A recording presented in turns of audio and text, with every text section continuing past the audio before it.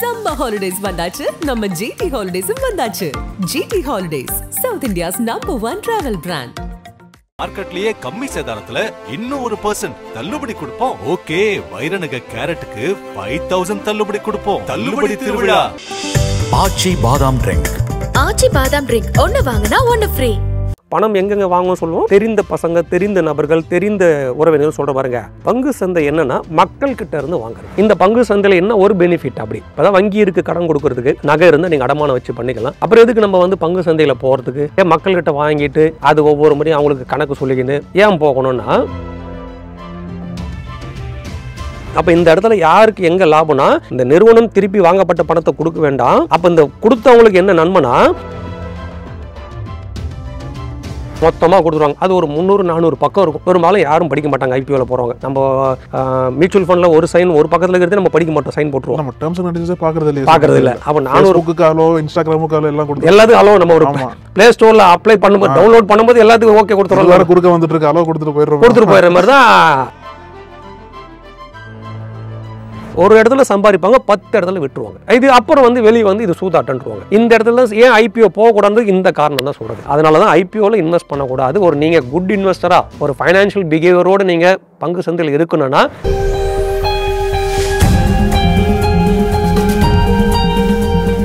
நக்கீர நேயர்களுக்கு வணக்கம். நம் அனைவருக்கும் தேவையான நிதி தொடர்பான ஆலோசனைகளையும் நிதி தொடர்பான கருத்துக்களையும் நம்மிடையே தொடர்ந்து பகிர்ந்துட்டு வரார் நிதி நிபுணர் திரு செழியன் அவர்கள். இன்னைக்கும் அவரிடத்துல நம்மளுக்கு கேட்கறது நிறைய இருக்கின்றன. வாங்க அவரோட நீங்க பேசலாம். வணக்கம் சார். வணக்கம். உங்க நேரத்துக்கு ரொம்ப நன்றி. இன்னைக்கு நம்ம பேசக்கூடிய டாபிக் வந்து பங்கு சந்தை. பங்கு சந்தையும் இதுக்கு பின்னால் இருக்கக்கூடிய அந்த ஐபிஓன்னு சொல்லுவாங்கள்ல, அதை பத்தி இன்னைக்கு ஃபுல்லா பேசலான்ட்டு முடிவு பண்ணியிருக்கோம். ஸோ அந்த பங்கு சந்தைக்கு பின்னாடி இருக்கிற ஐபிஓனா என்ன சார், இதோட பின்னணி என்ன? சரியான கேள்வி. பங்கு சந்தை முதல்ல என்னன்னு பார்த்தலாம். அதோட தொடர்ச்சி தான் ஐபிஓ. பங்கு சந்தைன்றது வேற ஒன்றும் இல்லை.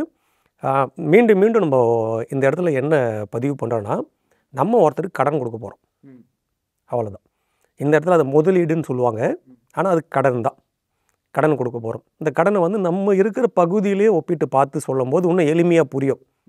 இப்போ உங்கள் தெருவிலே வச்சுப்போம். நம்ம வாழக்கூடிய தெருவிலே வந்து ஒருத்தர் வந்து கடை வச்சிருவர், கடன் கேட்குறாரு. எப்போ ஒரு கடன் கேட்பார் பார்த்தீங்கன்னா, தான் கடையில் பொருட்கள் அதிகம் பண்ணுறதுக்கு, இல்லைன்னா இன்னொரு பிரான்ச் ஓப்பன் பண்ணுறதுக்கு, இல்லைன்னா இருக்கிற கடையை பெருசாக்கிறதுக்கு. இப்படி பலவிதமான காரணத்துக்கு பணம் தேவைப்படும்.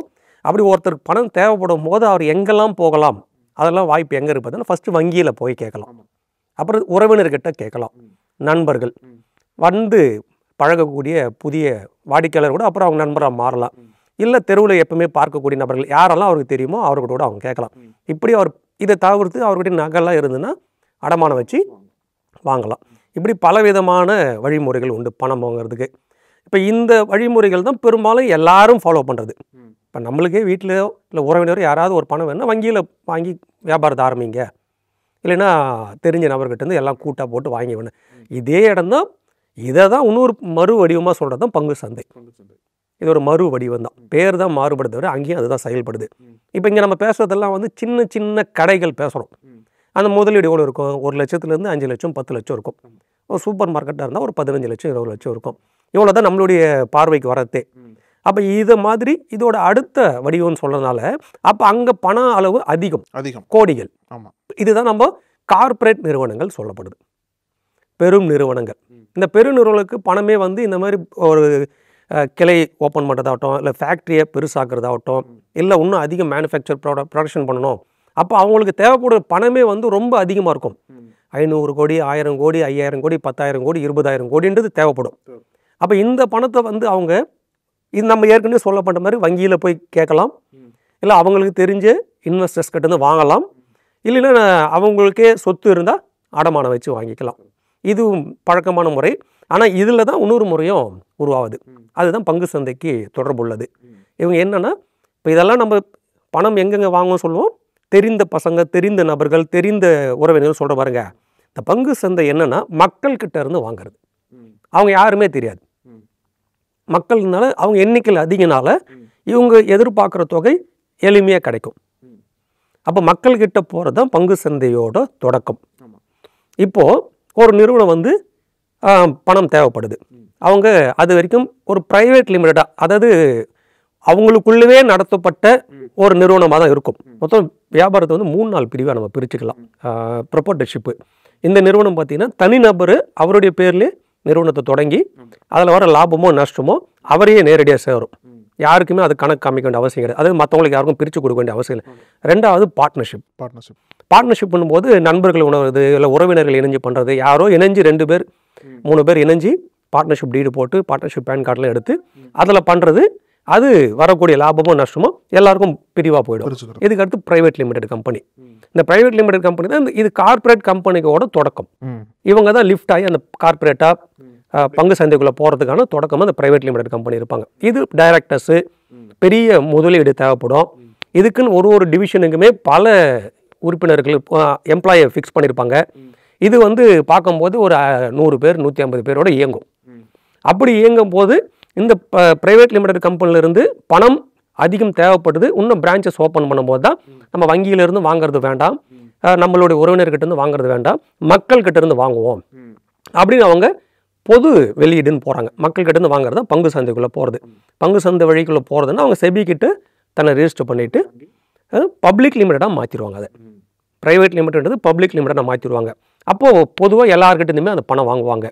இப்படி 4 அடுக்கில் இருக்குது பாருங்கள். இந்த 4 அடுக்கில் இந்த பணம் அளவை பொறுத்து தான் ஒரு அடுக்குமே மாறுபடுது. தன்னோட தேவைகள் அதுக்கான பண அளவை பொறுத்து ஒவ்வொன்றா தேவைப்படுது. இப்போ 4வது அடுக்கு தான் நம்ம பேசுகிறோம், பப்ளிக் லிமிடெட் கம்பெனி. இந்த பப்ளிக் லிமிடெட் கம்பெனி பெரும்பாலும் பார்த்தா தன்னுடைய தேவைக்கு மக்கள்கிட்ட வந்துடுவாங்க. இப்போ இந்த இடம் தான் நம்ம வீட்டு பக்கத்தில் கூட பொருத்திக்கிறோம். இப்போ பங்கு சந்தை என்னென்னா, அவங்க ஒரு 5000 கோடி தேவைப்படுது, அவங்க மக்கள்கிட்ட இருந்து வாங்குறாங்க. வாங்கிட்டாங்க, என்ன பர்பஸுக்காக வாங்கினாங்கன்றது வெளிப்படையாக சொல்லிவிடுவாங்க. எதுக்கு இந்த 5000 கோடி போக போகுது, எங்கெல்லாம் நாங்கள் பயன்படுத்த போகிறோம் அப்படின்றதெல்லாம் அவங்க சொல்லி தான் அதை வாங்குவாங்க. எல்லாரும் பல மக்கள் லட்சம் பேர் வந்து அதை பணம் போட்டு அவங்களுக்கு அந்த நிறுவனத்துக்கு கொடுப்பாங்க. அவங்க எதிர்பார்த்த தொகையை அவங்களுக்கு கொடுப்பாங்க. சில முறை அவங்க எதிர்பார்த்த தொகையும் வசூலாகவும் போகும். அந்த நிறுவனத்து மேலே இருக்கக்கூடிய நம்பகத்தன்மை பொறுத்து தான். இப்போ இந்த பணத்தை வச்சு அவங்க ரன் பண்ணுவாங்க. ரன் பண்ணிட்டாங்கன்னா அதில் வரக்கூடிய ப்ராஃபிட், இந்த மக்கள்கிட்ட இருந்து வாங்கினாங்க பார்த்தீங்களா, இந்த பணத்தெல்லாம் போட்டு அவங்க ரன் பண்ணுவாங்க. இந்த வரக்கூடிய ப்ராஃபிட்டை வச்சு தேவைப்பட்டால் அந்த மக்களுக்கு ஷேர் ஹோல்டர்ஸ் அப்படின்னு, அந்த ஷேர் ஹோல்டர்ஸ்க்கு டிவிடெண்ட்டாக கொடுக்கலாம். இதை வட்டின்னு வச்சுக்கிங்களேன், அது இன்னொரு வார்த்தை டிவிடெண்ட். இவங்க கொடுத்த பணத்துக்கு ஒரு வட்டி கொடுக்குற மாதிரி. அங்கே வந்து டிவிடெண்ட்டுன்னு வார்த்தையை பயன்படுத்துகிற வார்த்தை தான் வேறு. டிவிடெண்ட்டாக கொடுப்பாங்க. ஆனால் அந்த டிவிடெண்ட்டாக வட்டியாக கொடுக்கணுன்றது அவசியமும் கிடையாது. அது கம்பல்சரி இல்லாததுனால. ஆனால் பெரும்பாலும் நிறுவனம் கொடுக்கும். ஏன் கொடுக்கணும், அப்போ தான் அந்த கம்பெனி மேலே நம்பிக்கை வரத்துக்காக. அப்போ தான் உள்ள நிறைய புது இன்வெஸ்டர்ஸ் வருவாங்க, நம்ம நிறுவனத்துக்கு வருவாங்கன்றதுக்காக கொடுப்பாங்க. என்ன தெரியும், பெரும்பாலும் கொடுக்குறாங்க. நஷ்டத்தில் போகுது, இல்லை பணமே ரொம்ப ஷார்ட்டாக இருக்குது, இல்லை அடுத்து ஒரு வருஷத்துக்கு வந்து பணம் நம்ம இந்த பணத்தை ரொட்டேஷன் பண்ணுறோம் அப்படின்ற நிறுவனம் அப்போது சில வருடங்கள் கொடுக்காமையும் இருக்கும். அதுக்கடுத்து அவங்க ஃபார்வர்டு வந்துட்டாங்கன்னா கொடுப்பாங்க. இப்படி தான் பங்கு சந்தை இயங்குது. இப்போ இந்த பங்கு சந்தை அடிப்படை என்னன்னா, இந்த பெரிய நிறுவனங்கள், இந்த பிரைவேட் லிமிடெட்னு சொல்லக்கூடிய கம்பெனி அடுத்த இடத்துக்கு போகிறதுக்கு பணத்துக்காக மக்கள்கிட்ட வராங்க. மக்கள் எல்லாம் காசு கொடுக்குறாங்க. இது கடன் தான். நம்ம எப்படி வீட்டு பக்கத்தில் இருக்கக்கூடிய வியாபாரிக்கு காசு கொடுக்குறோமோ, இல்லை நம்ம உறவினர் ஒரு வியாபாரம் ஆரம்பிக்கும் போது அவங்களுக்கு பணம் கொடுக்குறோமோ, அது கடன் தான். அந்த மாதிரி தான் இந்த பெரிய நிறுவனத்துக்கு எல்லா மக்களும் கலந்து பணத்தை கொடுத்துட்றாங்க. அவங்க அவங்களுடைய நிறுவனத்தில் பணத்தை போடுறாங்க. அது லாபம் வந்தால் அந்த நிறுவனம் உயரும், நஷ்டம் வந்தால் நிறுவனம் கீழே வரப்போகுது. அதே தான் மக்கள் அவங்களுக்கு கொடுத்த மக்களுக்கும் பாதிப்பு உண்டாகும், இல்லை நன்மை உண்டாகும். அதனால தான் திருப்பி நம்ம பங்கு சந்தையில் வந்து நல்ல ஆராய்ச்சி பண்ணி ஆய்வு பண்ணி விசாரித்து பணத்தை அவங்களுக்கு கடன் கொடுக்கணும் அப்படின்றாங்க. இந்த பங்கு சந்தையில் என்ன ஒரு பெனிஃபிட் அப்படி, இப்போ தான் வங்கி இருக்குது கடன் கொடுக்கறதுக்கு, நகை இருந்தால் நீங்கள் அடமானம் வச்சு பண்ணிக்கலாம். அப்புறம் எதுக்கு நம்ம வந்து பங்கு சந்தையில் போகிறதுக்கு, இங்கே தான் இவ்வளோ வாய்ப்பு இருக்குது. நிதி நிறுவனங்கள் இருக்குது, இன்னும் ஏஞ்சல்ஸ் நிறைய இன்வெஸ்டர்ஸ் இருக்காங்க கொடுக்கறதுக்குன்னு. அவங்கக்கிட்ட வாங்கிட்டு நீங்கள் ரன் பண்ணிட்டு போகலாமே. ஏன் மக்கள்கிட்ட வாங்கிட்டு அது ஒவ்வொரு முறையும் அவங்களுக்கு கணக்கு சொல்லிக்கின்னு ஏன் போகணும்னா, இங்கே அந்த ஒரு பெனிஃபிட், இங்கே இன்னும் ஒரு எக்ஸ்ட்ரா ஒரு பெனிஃபிட் இருக்குது. என்னன்னு பார்த்தீங்கன்னா, இப்போ உங்ககிட்டேருந்து நான் காசு வாங்கி ஒரு வியாபாரத்தில் போடுறேன்னா உங்களுக்கு நான் 2 விஷயமா தரணும். ஒன்று வட்டி தரணும், 2வது அந்த கடனை ஏதோ ஒரு நேரத்தில் திருப்பி கொடுத்துடணும். கரெக்டாக? அப்போ தான் அந்த கான்ட்ராக்ட் உங்களுக்கு எனக்கு முடியும். ரைட்டா? நான் கொடுக்க முடியாத போகிறதுக்கு காரணம் வந்தாலும் நான் காரணத்தை உங்கள்கிட்ட சொல்லணும். வியாபாரம் நலிவலி இருந்ததுக்கு, இல்லை கோவிட் மாரி பிரச்சனை வந்தது, அதனால் இன்னும் சில மாதங்களோ வருடங்களோ போயிட்டு தரேன் அப்படின்னு ஏதோ ஒரு காரணத்தை சொல்லணும். அப்போ எப்போ அந்த கான்ட்ராக்ட் முடியும்னா உங்கள் பணத்தை நான் முழுமையாக கொடுத்தா மட்டும்தான் முடியும். இதே தான் நானும் இதே தான் வங்கியில் என்னுடைய நகையை அடமானம் வச்சு வாங்கினாலும் அந்த கான்ட்ராக்ட் எப்படி முடியும்னா நான் அதை திருப்பி எடுத்து. அப்போ இதே தான் ஒரு இடத்துலையும் நடக்கும். அப்போ அந்த இடம் எப்போ அங்கே முடியும்னா அந்த பணத்தை நான் முழுமையாக திருப்பி கொடுத்துட்டாதான் எனக்கு பணம் கொடுத்தவங்களும் எனக்கும் அந்த கான்ட்ராக்ட் முடியும். ஆனால் அந்த பங்கு சந்தைன்றது அப்படி இல்லை. அதனால தான் இது பெரிய பலம். இப்போ மக்கள் கிட்ட வாங்கிட்டாங்களா, அவங்களுக்கு ஒரு 500 கோடி 1000 கோடி 2000 கோடி தேவைப்படுது, மக்கள் கிட்ட வாங்கிட்டாங்க. இந்த பணத்தை அவங்க திருப்பி கொடுக்கணும்னு கிடையாது, அந்த மக்களுக்கு திருப்பி கொடுக்கணும்னு கிடையாது. இவங்க போட்டு ரன் பண்ணி ரொட்டேஷன் பண்ணி வியாபாரத்தை வளர்க்கலாம். எவ்ரி 3 மந்த்து என்னுடைய பிஸ்னஸ் எப்படி ரன் ஆகுது, எவ்வளோ ப்ராஃபிட் வந்திருக்கு, நான் எவ்வளோ கடன் வாங்கியிருக்கேன், இதை தவிர்த்து உங்ககிட்ட இருந்து வாங்குறதை தவிர்த்து இன்னும் வங்கியில் எவ்வளோ வாங்கியிருக்கேன், வெளி நபர்கள்ட்ட எவ்வளோ வாங்கியிருக்கேன், அந்த வாங்கப்பட்ட கடன்லாம் எங்கே போயிருக்கு, எவ்வளோ ப்ரொடக்ஷன் பண்ணுறேன் நான், எல்லா தகவலுமே அவங்க 3 மாதத்துக்கு ஒரு முறை தன்னோட ரிசல்ட்டாக வெளியிடுவாங்க. அவங்களோட அஃபிஷியல் சைட்லேயே நீங்கள் போய் பார்த்துக்கலாம். இப்போ இந்த ரிசல்ட்டை வந்து இந்த கடன் கொடுத்த மக்கள் இருக்காங்க பாருங்க, அவங்களும் பார்ப்பாங்க. இப்போ அவங்க பார்க்கும்போது இந்த 3 மாதத்தில் இந்த நிறுவனம் நல்லா வளர்ந்துருக்கு, 5% வளர்ந்துருக்கு, லாபம் சம்பாரிச்சிருக்கு, அதெல்லாம் அவங்க போட்டுருவாங்க. டேக்ஸுக்கு பிறகு எவ்வளோ லாபம் சம்பாரித்தோம், டேக்ஸுக்கு முன்ன எவ்வளோ லாபம் சம்பாரித்தோம், அதர் இன்கம் எவ்வளோ, நேரடியாக அந்த பொருள்லேருந்து சம்பாரிச்சது தவிர இதை தவிர்த்து அவங்க பேங்க்கில் எப்படியா போட்டிருக்கலாம் பணத்தை, இல்லை வேறு எங்கன்னா அவங்க இன்வெஸ்ட் பண்ணியிருக்கலாம், அதுலேருந்து வரக்கூடிய இன்கம், இப்படி பல விஷயங்கள் அந்த பேலன்ஸ் ஷீட்டில் இருக்கும், ரிசல்ட்ஸில் இருக்கும். இதெல்லாம் மக்கள் பார்க்கும்போது பரவாயில்ல, நம்ம கடன் கொடுத்த நிறுவனம் நல்லா வளருது, அப்போ இது நம்மளுக்கு எதிர்காலத்தில் இன்னும் நிறைய லாபத்தை கொடுக்கும் அப்படின்னும் போது இவங்களுக்கு என்ன பெனிஃபிட்னு பார்த்தோம் பாருங்க, மக்களுக்கு இதுதான் பெனிஃபிட். இப்போ உதாரணத்துக்கு அது எப்படி கொடுத்துருவாங்க, நம்ம ஒரு 10,000 ரூபா கொடுத்துட்டோம்னு வச்சுக்கோங்க, நிறுவனத்துக்கு கடனை 10,000 ரூபா கொடுத்துட்டோம், அதை 100 ரூபா கணக்கு போட்டு அவங்க நம்மளுக்கு வந்து 100 ஷேர் கையில் கொடுத்துட்றாங்க. கடன் கம்பெனிக்கிட்ட 10,000 கொடுத்துட்றோம், அதை 100 ரூபான்னு வச்சுப்போம் ஒரு உதாரணத்துக்கு, நம்மக்கிட்ட 100 ஷேரை கையில் கொடுத்துட்றாங்க. 100 ஷேர் கையில் கொடுத்துற பிறகு இப்போ அது 100 ரூபா தான் கணக்கில் நம்ம கையில் இருக்குது. இப்போ இந்த 3 மாதம் ஒரு முறை இந்த நிறுவனம் தன்னுடைய பேலன்ஸ் ஷீட்டு ரிசல்ட்ஸ் அனௌன்ஸ் பண்ணுது பார்த்தீங்களா, நல்லா போகுதுன்னும் போது இந்த கம்பெனிக்கு கடன் கொடுக்காத மக்கள் இருக்காங்கல்ல, இப்போ அவங்க பார்ப்பாங்க, அடாடா இந்த கம்பெனி நல்ல ரிசல்ட் வருது, நல்லா சம்பாதிக்குது, நம்மளும் இவங்களுக்கு கடன் கொடுக்கலாமே, லாபம் வருமே அப்படின்னு சொல்லிட்டு உள்ளே வருவோம் பார்த்தீங்களா. அப்போ இவங்களுக்கு உள்ளே போகிறதுக்கு இப்போ அந்த வங்கி கிட்ட போய் நேரடியாக அந்த நிறுவனத்துக்கு நேரடியாக அவங்க கொடுக்க முடியாது, நேரடியாக கொடுக்கணும். அப்போ எங்கே அவங்க வந்து கொடுக்கணும்னா, ஏற்கனவே நான் கொடுத்துருக்கேன் பாருங்க, எங்கிட்ட வந்து அவங்க கேட்பாங்க, நீ அந்த கம்பெனியோட 100 ஷேர் வச்சிருக்கீங்க, அதில் எனக்கு கொடுக்குறீங்களா, 110 தரோம் ஒரு சார் உங்களுக்கு, 110 கொடுக்குறேன், 10 ரூபா மேல் கொண்டு தரேன், எனக்கு கொடுக்குறீங்களா அப்படின்னு நம்ம பார்ப்போம். சரி ஒரு ஷேருக்கு 10, அப்போ 100 ஷேருக்கு 1000 வந்தது எனக்கு, அப்போ ரைட்டு 10,000 ரூபா போட்டோம், 1000 ரூபாய் லாபம் வந்துருச்சு, 10% லாபம் வந்துருச்சு, ரைட் தான் அப்படி 100 ஷேர் இவர்கிட்ட கொடுத்துட்டு நம்ம அந்த 11,000 ரூபாய் கையில் வாங்கிக்கின்னு வந்துடும். இப்போ இவர் பேரில் அது வந்துடும். அப்போ இந்த இடத்துல யாருக்கு எங்கே லாபம்னா, இந்த நிறுவனம் திருப்பி வாங்கப்பட்ட பணத்தை கொடுக்க வேண்டாம். அப்போ இந்த கொடுத்தவங்களுக்கு என்ன நன்மைனா, இந்த கம்பெனி நல்லா உயருதுன்னா அதால் புதுசாக உள்ள வரவங்க ரேட் ஏற்றி கேட்பாங்க. இப்படி தான் பங்கு சந்தை, இதை தான் சார் பங்கு சந்தை.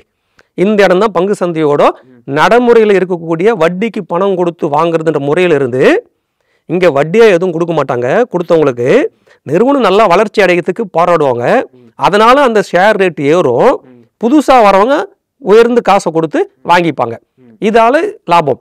இதில் இன்னொரு லாபம் நம்ம ஏற்கனவே சொன்னோம், டிவிடெண்ட் வட்டி. அது நிறுவனம் தேவைப்பட்டா கொடுக்கலாம், கொடுக்காம போகலாம், ஆனால் பெரும்பாலும் நிறுவனம் கொடுக்குது.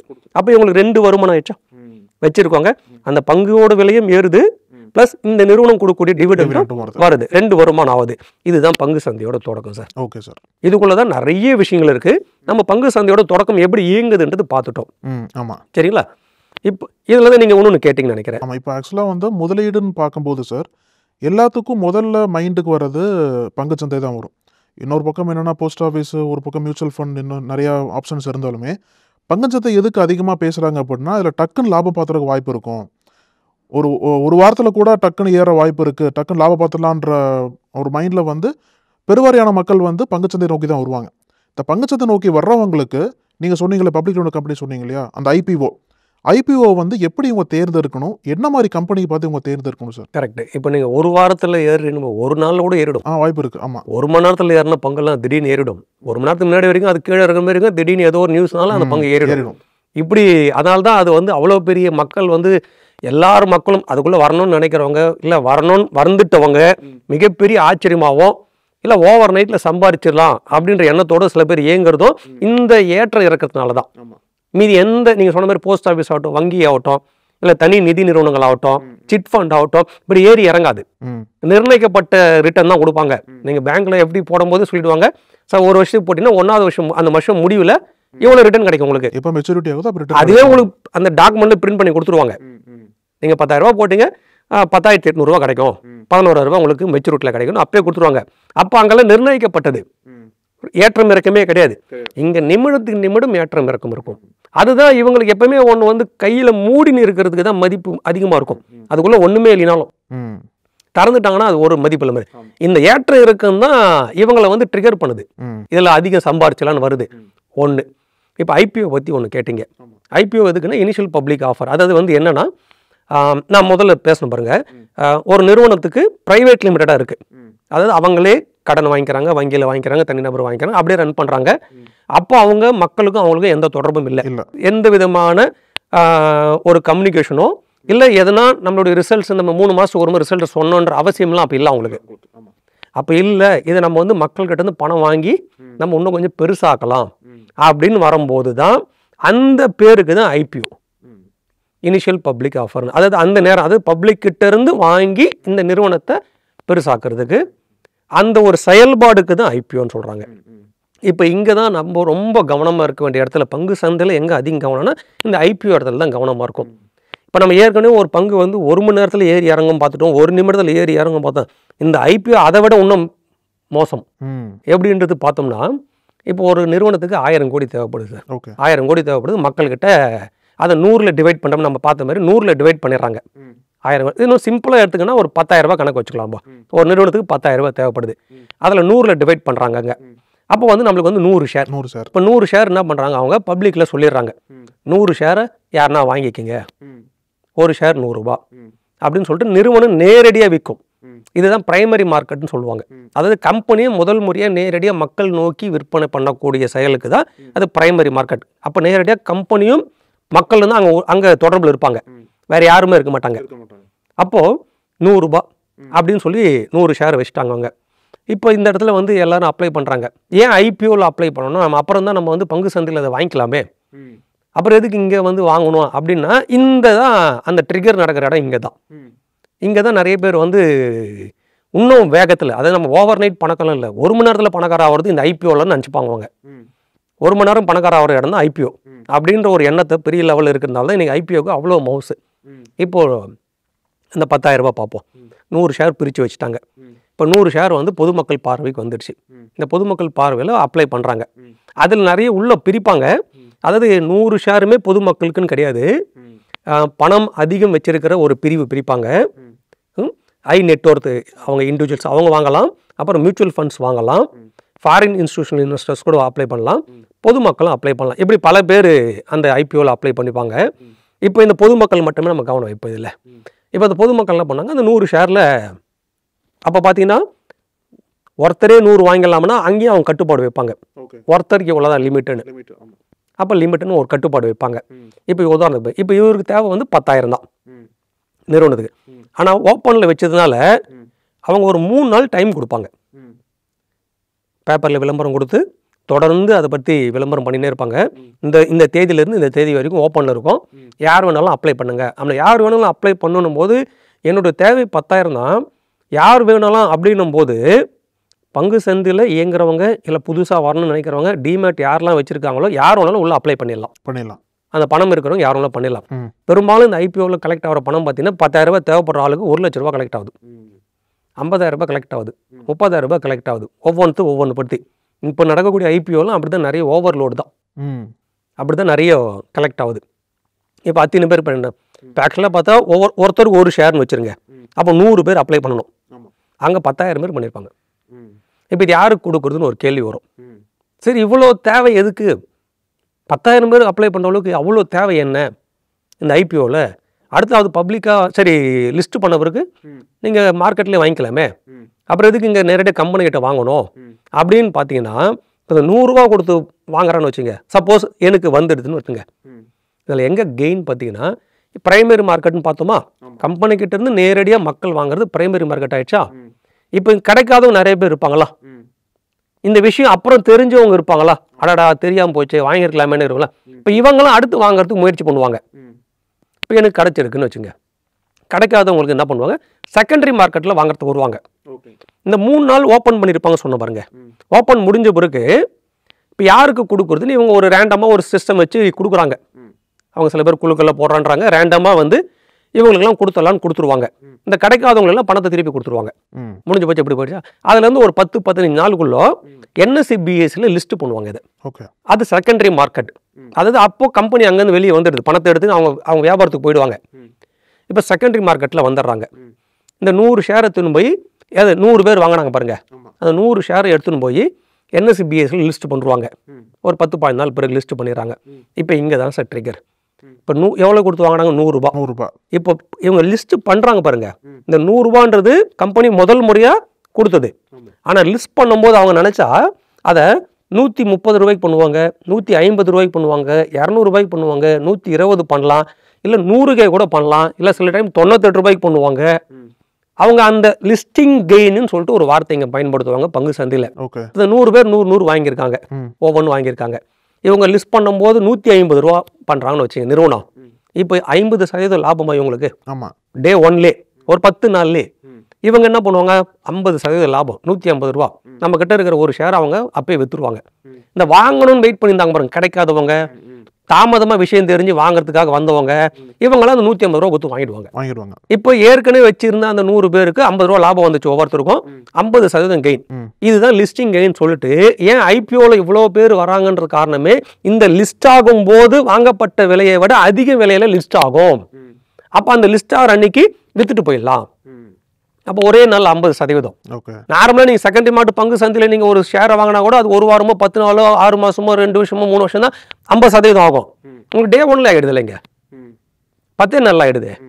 அப்போ இதுதான் சொல்ல பாருங்க, இது ஓவர் நைட்டை விட 1 ஹவர்லேயே சம்பாதிச்சுட்டு போகலான்றது தான். இப்போ இந்த பர்பஸுக்கு தான் ஐபிஓவில் அவ்வளோ பேர் உள்ளே வராங்க. இன்னைக்கு நீங்கள் எடுக்கிற ஐபிஓவில் லிஸ்ட்டில் போய் பார்த்தீங்கன்னா எல்லாம் ஓவர் சப்ஸ்கிரைப் தான், 1 மடங்கு 10 மடங்கு. கேள்வி இருக்கு, அந்த ஐபிஓ சொன்னீங்கல்ல, ஐபிஓன்றது வந்து இனிஷியல் பப்ளிக் ஆஃபரிங். அதாவது ஒரு நிறுவனம் வந்து அங்கே உள்ளே வர்றாங்க அப்படின்னா அப்போ தான் மக்களுக்கே தெரியும். நிச்சயம் ஒரு பெரிய நிறுவனமாக உங்களுக்கு பரிச்சயம் இருக்காது மக்களுக்கு. இப்போ தான் புதுசாக ஒரு நிறுவனம் உள்ளே வராங்க, இப்போ தான் இனிஷியல் ஆஃபர் பண்ணுறாங்க அப்படின்னா அந்த நிறுவனத்தின் மீது எப்படி மக்கள் வந்து நம்பகமாக ஷேர்ஸ் வாங்கி இன்வெஸ்ட் பண்ண முடியும், எப்படி அந்த நிறுவனம் வந்து மக்களை வந்து கிரெடிபிளாக மாற்றுறாங்க சார். ஏன்னா நான் ஒரு நிறுவனத்தை இன்வெஸ்ட் பண்ண அப்படின்னா எனக்கு பர்சனலாக வந்து ஒரு பெரிய நிறுவனத்தை இன்வெஸ்ட் பண்ண தான் எனக்கு விருப்பமாக இருக்கும். அப்படி இல்லாத பட்சத்தில் புதுசாக ஒரு நிறுவனம் ஐபிஓவில் வர்றாங்க அப்படின்னா எனக்கு வந்து நம்பகத்தன்மை கேள்வியாக இருக்கும். இப்போ தான் புதுசாக வர்றாங்க, அவங்கள பற்றி எதுவுமே தெரியாது எனக்கு அப்படின்ற பட்சத்தில் மக்கள் வந்து இதில் எப்படி நான் இன்வெஸ்ட் பண்ணுறது ஐபிஓ கம்பெனியில்? கரெக்ட், இந்த இடம் தான் அதிகம் கவனம் வைக்கணும். இப்போ சாதாரணமாக நம்மளே பேச்சு வழக்கில் பல முறை வந்து சில விஷயங்கள்லாம் ரொம்ப ஜாக்கிரதையாக இருப்போம், எச்சரிக்கையாக செயல்படுவோம். உதாரணத்துக்கு நாளைக்கு காலையில் நீங்கள் 4 மணிக்கு பஸ்ஸை பிடிச்சி இன்னொரு ஊருக்கு போகணுன்னு ஒரு ஐடியா, அதுதான் உங்களுடைய திட்டம். இன்னைக்கு 4 மணிக்கு பஸ் இருக்குமான்னு ஃபஸ்ட்டு உங்களுக்கு தெரியணும். அந்த ஊருக்கு பஸ்ஸு ஃபஸ்ட்டு நம்ம ஊரில் தான் தெரியணும். அப்போ அப்படி இருந்ததுன்னா நம்மள இங்கேருந்து யார் அங்கே எதுவுமே கொண்டு போய் விடுறது, நம்ம பைக்கில் எதுவுமே போட்டு போகிறதா, இல்லைனா வந்து யாருனா வந்து நாணயத்துக்கு எதுவுமே வெளியிடுவாங்களா? இப்போது இதை நம்ம இது கேட்காம இதெல்லாம் விசாரிக்காமல் நம்மளா ஒரு முடிவு பண்ணிக்கின்னு நாளைக்கு காலை 4 மணிக்கு ஏறி பஸ்ஸை பிடிச்சி நம்ம போயிடலாம். நம்ம இருந்துருவோமா? யாராவது இருந்துருவாங்களா? குறைஞ்சி போச்சுமா பார்க்குறவங்ககிட்ட கேட்பாங்களா, 4 மணிக்கு பஸ் இருக்குங்களா, நம்ம போகிற டைமுக்கு இருக்கா, அது வந்து ஃபஸ்ட்டு நம்ம ஊர் பக்கத்தில் போகிற ரீச் ஆகிற இடத்துல இருக்கா? இதை கேட்காதவங்க யாராவது தானாக முடிவு பண்ணி 4 மணிக்கு மறுநாள் காலையில் எழுந்து நேராக போய் பஸ் ஸ்டாண்ட் நின்று அந்த பஸ்ஸை பிடிச்சி போயிட முடியுமா? ரொம்ப ரேராக லக்காக அந்த டைம் இருக்கலாம். அது வந்து வாய்ப்புகள் மிக மிக குறைவு. ஆனால் மோஸ்ட்லி வந்து இல்லாமல் விசாரிச்சு தான் போவாங்க. அப்போ ஒரு சின்ன செயலுக்கு நம்ம வாழ்க்கையில் இவ்வளோ எச்சரிக்கையாக இருக்கும்போது, ஜாக்கிரதையாக விசாரிக்கும் போது, நம்மகிட்ட ஒரு கடன் கேட்க வரும்போது நம்ம யாரை முதல்ல நம்புவோம்? அதன் கடன் கேட்கறவங்களை நம்பவே மாட்டோம். அவருக்காக யார் சப்போர்ட்டாக வராங்க, யார் ஜாமீனில் போகிறதுன்னு சொல்லிட்டு பொறுப்பு எடுத்துக்கினாங்க. அப்போ அந்த நபரை தான் ஃபஸ்ட்டு நம்புவோம். அவங்க யாராக இருந்தால் நம்மளுக்கு தெரிஞ்ச நபராக இருக்கணும். ஃபஸ்ட்டு வந்து இவங்க கட்டலினா கூட இவர் வாங்கி கொடுத்துருவாருன்ற நம்பிக்கை நம்மளுக்கு அதிகம் வந்திருக்கணும். இப்போ இந்த பர்பஸ்க்கு தான் இவர் கொடுக்கலாமா வேணாமா நம்மளுக்கு ஒரு எண்ணம் வரும். இப்போ இந்த ஜாயின் போடுறதுக்கோ இல்லை ரெக்கமெண்ட் பண்ணுறதுக்கும் ஒரு ஆளே இல்லைன்னு வச்சுருங்க. கடன் கேட்குறவர் நேராக வந்துட்டார். உங்கள் ஊரில் இருக்கிற ஒருத்தர் நேராக உங்கள் வீட்டுக்கு வந்துட்டார். உங்கள் வீட்டுக்கு வந்து இந்த மாதிரி ஒரு வியாபாரம் ஆரம்பிக்கிறேங்க, எனக்கு ஒரு 20 லட்ச ரூபா தேவைப்படுது, நீங்கள் ஒரு 1 லட்ச ரூபா கொடுங்க, கடனாக கொடுங்க, நான் உங்களுக்கு செக்கு போட்டு கொடுத்துறேன், இல்லை நீங்கள் கேட்குற இடத்துல சைன் போட்டு கொடுத்துறேன், அப்புறம் லாபம் வந்த பிறகு நான் உங்களுக்கு வட்டியோடு கொடுத்துறேன், 1 வருஷத்தில் கொடுக்குறேன்னா நம்ம கொடுத்துருவோமா? அவர் சொல்கிறாரு, இங்கே பாருங்கள், நீங்கள் இந்த தெருவில் வந்தீங்கன்னா இந்த பேரில் ஆரம்பிக்கிறோம், நீங்கள் வந்து பார்த்துக்கலாம், அங்கே நம்ம பேரில் தான் அந்த பில்டிங் ரெடி ஆகினுக்குது, ஆரம்பிக்க போகிறோம், நாங்கள் இந்த வருஷத்தில் இந்த ஊரில் இவ்வளோ வருஷமாக வாழ்ந்துன்னு இருந்தோம், இந்த தொழில் தான் பண்ணின்னு இருந்தோம், நீங்கள் அதையும் விசாரித்து பார்த்துக்கலாம். இப்படிலாம் பல காரணங்களும் சொல்கிறார். வந்து உங்கள்கிட்ட கேட்க முன்னாடி உங்களுக்கு யாருன்னே அவர் தெரியாது, அவர் கணக்கு வந்து கேட்டால் கொடுப்பாருன்னு ஒரு எண்ணத்தில் வந்துட்டார். நீங்கள் அப்படி சொன்னாலும் கொடுத்துருவோமா? சரி, ஒரு கட்டத்தில் தொடர்ந்து இப்படி கேட்கும்போது அவர் சொல்லக்கூடிய விஷயங்கள் நம்மளுக்கு பிடிச்சிருக்குன்னு வச்சுங்க. சரி, இவர் கொடுத்தா இவ்வளோ கொடுத்துறேன்றாரு, இந்த நேரத்துக்குள்ளே பண்ணிடுறேன்றாரு, வியாபாரமும் அவர் சொல்கிறது வந்து இப்போ இருக்கிற காலத்தில் நல்லா விற்பனை ஆகக்கூடிய பொருள் தான் சொல்கிறாரு, அப்போ அது நடந்துடும். சரி, அப்படின்னும் போது அவருக்கு நம்ம எந்த பதில் சொல்லாமல் கூட நீங்கள் போங்க சொல்கிறேன்னு சொல்லி அனுப்பிச்சுடுவோம். நம்ம அதை விசாரிக்க ஆரம்பிச்சிடுவோமா? ஆமாம், அந்த இடத்துக்கு போவோம், 10 பேர் நண்பர்கள் நம்ம ஃபோன் பண்ணி கேட்போம், இந்த பேரை கேள்விப்பட்டிருக்கியா, இந்த தெருவில் தான் உங்கள் வீட்டு பக்கத்தில் தான் இருந்தான்றாரு, இதெல்லாம் எவ்வளோ எச்சரிக்கை இருக்கும். இதே தான் பெரிய நிறுவனம் நம்மகிட்ட வந்து காசு கேட்குறோம். அது ஐபிஓ, நம்ம வார்த்தை தான் மாற்றிக்கிறோம். இங்கே கடன், அங்கே ஐபிஓ நேரம். அதாவது கேட்குற ஸ்டைல் ஒன்று தான், பேர் மட்டும்தான், அந்த டேர்ம் தான் வேறு. இப்போ நம்மகிட்ட வந்து காசு கேட்குறாங்க. அதுக்கு அவங்க என்ன சொல்கிறாங்க, இப்போ அவங்க யார், எந்த கண்ட்ரி, சரி எந்த ஸ்டேட்டு, எங்கே எவ்வளோ எம்ப்ளாயி, எதுவுமே நம்மளுக்கு தெரியாது. அதனால் அவங்க செபி கிட்ட வந்து ஃபுல்லாக அந்த லிஸ்ட் இதை கொடுத்துருவாங்க, அவங்களுடைய டாக்குமெண்ட்டை கொடுத்துருவாங்க, முழு அதாவது மொத்தத்தையும் வரலாறு கொடுத்துருவாங்க. அதில் வந்து அந்த நிறுவனத்தை பற்றி நம்மளுக்கு ஏற்படக்கூடிய சந்தேகத்துக்கெல்லாம் அங்கே பதில் இருக்கிற மாதிரி இருக்கும், மொத்தமாக கொடுத்துருவாங்க. அது ஒரு 300-400 பக்கம் இருக்கும். பெரும்பாலும் யாரும் படிக்க மாட்டாங்க ஐபிஓவில் போகிறவங்க. நம்ம மியூச்சுவல் ஃபண்டில் ஒரு சைன் ஒரு பக்கத்தில் இருக்கிறது நம்ம படிக்க மாட்டோம், சைன் போட்டுருவோம். நம்ம டர்ம்ஸ் அண்ட் கண்டிஷன்ஸே பார்க்கறது இல்லை. அப்போ 400 இன்ஸ்டாகிராமுக்காலோ எல்லாம் கொடுத்து எல்லாத்துக்கும் அலோ, நம்ம ஒரு பிளே ஸ்டோரில் அப்ளை பண்ணும்போது டவுன்லோட் பண்ணும்போது எல்லாத்துக்கும் ஓகே கொடுத்துருவோம். எல்லாரும் குறுக்க வந்துட்டு இருக்கு, அலோ கொடுத்துட்டு போயிடுற மாதிரி தான் ஐபிஓவில் அவங்க சைடில் அந்த வேலையை கரெக்டாக பண்ணிடுறாங்க. ஆனால் இன்வெஸ்டர்ஸ் 400 பக்கம்லாம் படிக்க மாட்டாங்க. அதான் ஒரிஜினல். யார் படிப்பாங்கன்னா அது பெரிய பெரிய நிறுவனங்கள் அவங்க அப்ளை பண்ணுறவங்க படிச்சிருவாங்க. ரீட்டைல் இன்வெஸ்டர்ஸில் யாரும் எனக்கு தெரிஞ்சு ஒருத்தர் கூட படிக்கிறதுலாம் வாய்ப்புகள் ரொம்ப குறைவு தான் இருக்காதுன்னு நினைக்கிறேன். ஏன்னா 1-2 பேர் ரொம்ப அனுபவம்லாம் படிப்பாங்க. 400 பேஜ் 40 பேஜ் சுருக்க மாட்டாங்களா சார்? அப்படிலாம் கொடுத்து அவங்க பண்ண மாட்டாங்க. அதை எடுத்து பல நிறுவனங்கள் பிரித்து கொடுத்துரும். பேப்பரில் வந்துடும், நிறையா டிவியில் யூடியூப்லாம் அதை பற்றி பேச ஆரம்பிச்சிருவாங்க. அதோட சாராம்சம்லாம் சொல்லிடுவாங்க. அதில் நிறைய வெப்சைட்டில் அதை பற்றிலாம் ரொம்ப ஷார்ப்பெல்லாம் வந்துடும். ஆனால் அந்த ஷார்ப்பெலாம் வச்சு நம்ம வீட்டு பக்கத்தில் இருக்கிற கடங்கோரனுக்கு ஒத்துப்போமா? யாரோ ஆமாப்பா கேள்விப்பட்டேன் நீ கொடுத்துக்கலாம்னு சொல்கிற ஒரு வார்த்தை வச்சு நம்ம கொடுத்துருவோமா? ஏன்னா நீ அப்புறம் நீ பொறுப்பாத்துக்க மாட்டீங்களே, நீ தகவல் மட்டும் தான் எனக்கு சொன்னேன், நீ நாளைக்கு அவர் கட்டலைன்னா அப்படின்னு நான் எதிர்பார்த்தேன்பா அப்படின்னு எனக்கே சொன்னாங்கன்றவாங்க. அப்போ முழு பாதிப்பு நம்மளுக்கு தான். அப்போ இந்த சாராம்சம் படிக்கிறதோ இல்லை 400 பக்கமே நீ 400 பக்கமே படிக்கிறேன்னு வச்சுங்க, நீ சாராம்சமே விட்டுருங்க, 10 பக்கத்தை விட்டுருங்க. ஒரு இன்வெஸ்டர் ஐபிஓவில் 400 பக்கமே படிக்கிறான்னு வச்சுங்க, உட்காந்து அதுக்காக மனக்கட்டு ஃபுல்லாக படிச்சிடாரு. படிச்சுட்டாலும் அந்த நிறுவனம் அதுக்குள்ளே கொடுத்துக்கிற அத்தனை டாக்குமெண்ட்டு இன்ஃபர்மேஷனும் ஒரிஜினலாக உண்மையானு எப்படி தெரியும்? அதில் எவ்வளோ வந்து மேனிப்புலேட் நிறைய மிகையாக சொல்லியிருக்கலாம்ல, நாங்கள் இப்படி இப்படி அப்படின்னு. அதெல்லாம் நம்ம எப்படி கிராஸ் செக் பண்ண முடியும்? அது மஸ்ட்டு எங்கே நீங்கள் போய் அவங்ககிட்ட போய் அந்த நிறுவனம் ஓனர்கிட்ட போய் பேச முடியும்? நம்ம இப்போ நம்ம வீட்டு எதிர்க்கு வந்து வாங்கக்கூடிய கடன்காரோட பேசுகிறோம், திடீர்னு நம்ம கடந்து போகிற ஒரு நபரை கூப்பிட்டு என் கூட பேசி இந்த நபர் உனக்கு தெரியுமா நம்ம கேட்கலாம். இவ்வளோ விஷயங்கள் இருக்கும்போது நம்ம அவ்வளோ கேர்ஃபுல்லாக இருக்கும்போது யாருன்னு தெரியாமல் அந்த பகுதியில் மட்டுமே ஒரு நிறுவனம் இயங்கியிருக்கும். அவங்க திடீர்னு பணம் கேட்டு வருவாங்க ஐபிஓவில். நம்ம இங்கே தமிழ்நாட்டிலேருந்து உட்காந்து அதுக்கு அப்ளை பண்ணுறதுக்கு முயற்சி பண்ணுவோம். நம்மளுக்கு தெரிஞ்சதெல்லாம் ஒன்று அந்த லிஸ்ட்டு பண்ணும்போது நம்மளுக்கு ப்ராஃபிட் வந்துடும். அது எவ்வளோ பார்க்குறாங்க, அதை வாட்ச் பண்ணுறதெல்லாம் இருக்குது. நீங்கள் ஐபிஓவில் வந்து 3 நாள் ஓப்பனில் பார்த்தீங்களா, ஒரு நாள் எவ்வளோ இன்க்ரீஸ் ஆகுதுன்னு பார்க்கலாம், எவ்வளோ பேர் அப்ளை பண்ணியிருக்கான்னு பார்க்கலாம். அதில் ஒவ்வொரு நாளும் எவ்வளோ பேர் ரீட்டைல்லேருந்து எவ்வளோ போயிருக்காங்க, இண்டிவிஜுவல் நெட்வொர்க்லேருந்து எவ்வளோ போயிருக்காங்க, குவாலிஃபைடு இன்வெஸ்டர்லாம் எவ்வளோ போயிருக்காங்கலாம் எல்லாமே அங்கே போட்டிருப்பாங்க உங்களுக்கு. இப்போ இதில் நீங்கள் அதை பார்க்கும்போது புதுசாக 2வது நாள் அடடா முதல் நாள் இவ்வளோ போயிடுச்சு நம்ம அப்ளை பண்ணாமல் மட்டுமே 2வது நாள் இன்னும் அதிகமாக்கிடுவாங்க. அதை இந்த நம்பரை பார்த்து தான் அவங்க அதை அப்ளை பண்ணுவாங்களே தவிர அந்த நிறுவனத்துக்கு மொத்தமாக மறந்துடுவாங்க. அதை ஸ்க்ரூட்டினி பண்ணுறதுக்கு அவங்களுக்கு தோணாது. அவங்க திருப்பி இவ்வளோ பேர் சப்ஸ்கிரைப் ஆகிடுச்சு, அதை வந்து மறுநாளே வந்து எல்லா சைட்டும் போட ஆரம்பிச்சிருவாங்க. இன்றைக்கி இவ்வளோ சப்ஸ்கிரைப் ஆகிடுச்சு, அவங்க 100 ரூபா கேட்டாங்க, இப்போ இன்றைக்கி 500 ரூபா வந்துடுச்சு, நாளைக்கு இன்னும் அதிகமாகுன்ற மாதிரி போடும்போது இவங்க மிஸ் ஆகிடக்கூடாது, இவங்க உள்ளே வருவாங்க. 3வது முடிவில் பார்த்தீங்கன்னா அது எங்கேயோ போய்டும், ஓவர் சப்ஸ்கிரைப் ஆகிடும். அப்போ இவங்க எல்லாம் இந்த எண்ணிக்கை தான் பார்க்குறாங்க. யார் நம்மளோட ஒருத்தர் இவருக்கு கிடைக்கிறதுக்கு முன்னாடி நம்மளுக்கு கிடைக்கணும்னு தான் பார்க்கலாம் தவிர அந்த நிறுவனத்தை பற்றியே தெரியுது வாய்ப்பு இல்லை. ஃபஸ்ட்டு அந்த நிறுவனம் கொடுத்த அத்தனை டாக்குமெண்ட்டும் ஒரிஜினல்லாம் நம்ம செக் பண்ண முடியாது. நம்மளாம் எவ்வளோ போடுவோம், அதிகபட்சம் போனால் உள்ளே போய் 10,000 ரூபா போடும், இல்லை 15,000 ரூபா. ஐபிஓ பொதுவாக லாட் எவ்வளோ சொல்லுவாங்கன்னா இந்த 13,500 15,000 தான் இருக்கும். ஒரு லாட்டுன்னு தான் அங்கே சொல்லுவாங்க. அதை அவ்வளோதான் அதிகமாக ஒரு இன்வெஸ்டர்ஸ் அவ்வளோதான் பண்ணுவாங்க. சில பேர் பணம் இருக்கிறவங்க 2 லாட்டு 3 லாட்டு பண்ணுவாங்க. அவ்வளோதான், இவ்வளோ தான் பண்ணுவாங்க. அதுக்கு மேலாம் 5 லட்சம் 10 லட்சம் போடலாம் போட முடியாது. ஃபஸ்ட்டு விரும்ப மாட்டாங்க, பண்ண மாட்டாங்க. ரீட்டைல் இன்வெஸ்டர்ஸ்க்கு லிமிட்டே 2 லட்சம் தான். 2 லட்சம் வரைக்கும் தான் போட முடியும். அதுவே போட மாட்டாங்க யாரும். அவங்க ஒரு லாட்டு 2 லாட்டு அவ்வளோதான் அந்த இன்வெஸ்டர்ஸ் நிலைமை. இதில் எதுக்கு நம்ம இதெல்லாம் படிப்பானா அப்படின்னு தான் விட்டுறவங்க தான் எல்லாருமே படிக்காம விட்டுறாங்களா. இப்போ அது லிஸ்ட் ஆகுது பார்த்தீங்க. இதுக்கு நம்ம பேடிஎம்மே உதாரணம் எடுத்துக்கலாம். ஓகே, எனக்கு ஒரு 18,000 கோடி நினைக்கிறேன். அவங்க ஐபிஓவில் இருக்கிறதுல பெரிய அமௌண்ட்டு கலெக்ட் பண்ணது அவங்க தான். 18,000 கோடி. எல்ஐசி பீட் பண்ணணும்னு நினச்சாங்க, இல்லை. எல்ஐசி அரௌண்ட் 21-20 சரியாக ஞாபகம் இல்லை. இது 18,000 கோடி நினைக்கிறேன் பேடிஎம் வாங்குது. அவங்க ஐபிஓவில் வந்த ப்ரைஸ் ரேட்டு ஃபிக்ஸ் பண்ண பேசு 2,000 கிட்ட ஒரு ஷேர் 2,000 கிட்ட. அப்போவே பேடிஎம் அப்போ வந்து 21 வருதுன்னு நினைக்கிறேன், 21 முடிவில். அப்போவே அது ஓவர் சப்ஸ்கிரைபு. இந்த ஐபிஓவில் ஒன்று கவனமாக நம்ம பார்க்கணும்.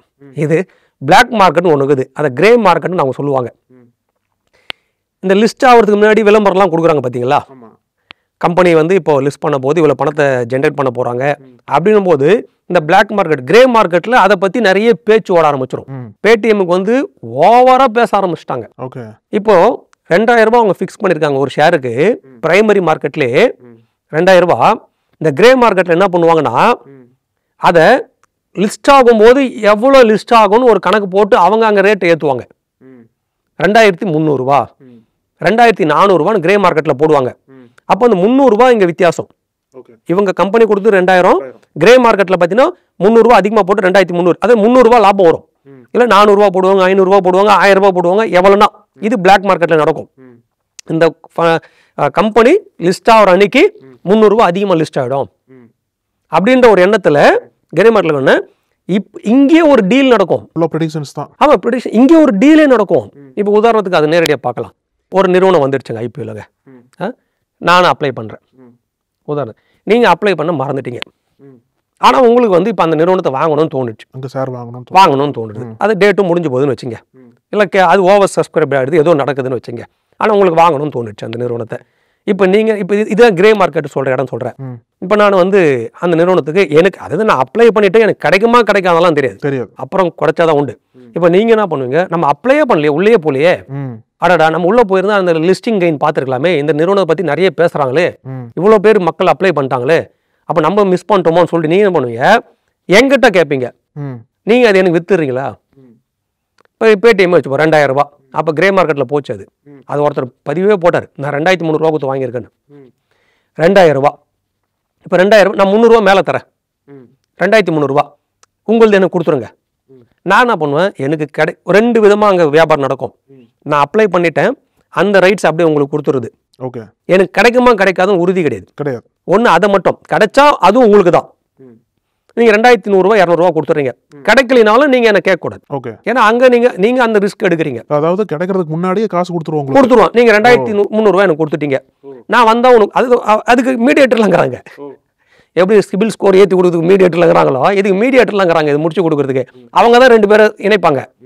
இவங்க சரி ஓகே, இதெல்லாம் வந்து அக்ரிமெண்ட்லாம் இருக்காது, ஓரல் தான் கையில். ஏன்னா இது வந்து இது பிளாக் மார்க்கெட். இது இவங்க என்ன பண்ணுவாங்க, ரைட் ஓகே ரைட், இப்போ நீங்கள் 2,300 ரூபா கொடுக்குறாரு, 2,300 ரூபா கொடுத்துருவாரு, நம்மளுக்கு அந்த மீடியேட்டர் ஒரு கமிஷன் எடுத்து போயிடுவார். எனக்கு கிடைச்சதுன்னா நான் உங்களுக்கு கொடுத்துருவேன். இது ஓரல் தான். கிடைக்கலன்னு முடிஞ்சு போச்சு. இது அப்ளிகேஷன் விற்கிறதுன்னு ஒரு முறை இருக்குது. ஒருவேளை உங்களுக்கு கிடைச்சு கிடைக்காம சொல்லிட்டீங்கன்னா என்ன பண்ணுவாங்க சார்? இல்லை அந்த இடம் தான் அந்த மீடியேட்டர் முடிச்சு கொடுக்கணும். அந்த இடத்துல அவங்க ஃபாலோ பண்ணணும், நடக்கணும் அப்படின்னு நடக்கலாம் வாய்ப்பு. ஆமாம், அது எதையும் வந்து இந்த இடத்துல வந்து நீ போய் கம்ப்ளைண்ட் பண்ண முடியாது. அதுவே பிளாக் மார்க்கெட்டு, நீ எப்படி கம்ப்ளைண்ட் பண்ணுவோம், என்னை ஏமாத்திட்டாருன்னு சொல்ல முடியாது. நீ ஏன் ஃபர்ஸ்ட் போனன்னு கேட்பாங்க, நீ பண்ணது இல்லீகல். அதனால அது எல்லாம் ஒரு நம்பிக்கையில் பண்ணுறாங்கன்னு வச்சுங்க. அங்கே ஏமாறதுக்கு நிறைய இடங்கள் இருக்குது. அங்கே இப்போ இதை பார்த்து ஐபிஓ லிஸ்ட் ஆகிறதுக்குள்ளே இந்த கிரே மார்க்கெட்டு அதுவும் சைட்டில் ஓடும். நிறைய சைட்ஸ் இருக்குது. அதில் நீங்கள் இந்த கம்பெனி கிரே மார்க்கெட்டில் எவ்வளோ ரேட்டில் போயிங்குது. இப்போ பேடிஎம் எடுத்துக்க 2,000 எனக்கு தெரிஞ்சு 2,200 300 போச்சு. 2,300 கொடுத்து வாங்கினவங்களாங்கிறாங்க. அது லிஸ்ட் ஆகிறதுக்குள்ளவே உறுதிப்படாமையே அது வாங்கினவங்களாம். அவன் பதிவே போட்டான், நான் 2,300 கொடுத்து வாங்கியிருக்கேன்னு.